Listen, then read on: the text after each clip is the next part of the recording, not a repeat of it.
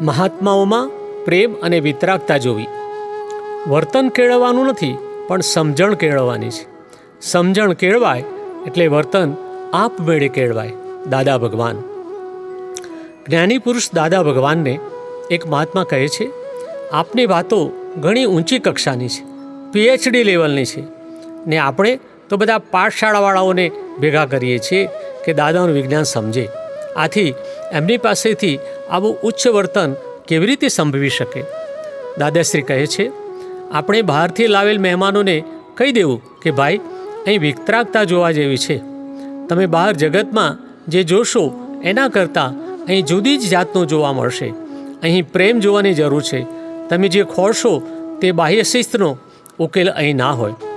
તે મહાત્મા કહે છે, આ બહારના માણસો આવી પૂછે છે તે વખતે મનમાં એમ થઈ જાય છે કે આ લોકો આવું જ અહીં જોઈ ગયા, બીજું કંઈ જોવાનું ના મળ્યું એમને. દાદાશ્રી કહે છે, એમની દ્રષ્ટિ જ એવી છે, ત્યાં સુધી શું થાય? એમાં એમનો શો દોષ બિચારાનો? જ્યાં દ્રષ્ટિ જ વાંકી છે તો વાંકું જ જુએ ને. તેથી તો અમે નો લો કહ્યું છે ને. અહીં કોઈ જાતના કાયદા વગરનો આ કાયદો છે. તમને પોતાને આ જ્ઞાન ફાવે છે કે નથી ફાવતું? તે મહાત્મા કહે છે, દાદા, એનો તો વિકલ્પ જ નથી આવતો. દાદાશ્રી કહે છે, હા, તો પછી આપણે એટલું જ જોઈ લેવાનું.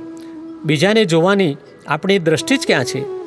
એની દ્રષ્ટિ વાંકી હોય તો મારી જોડે એને નથી ફાવતું ને.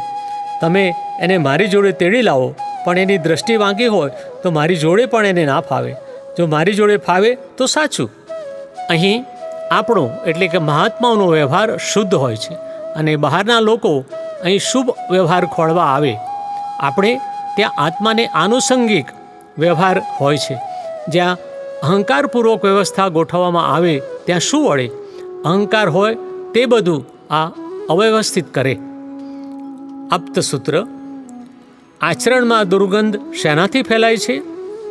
ઇગોઇઝમને બીજા દુર્ગુણથી. દાદા ભગવાન.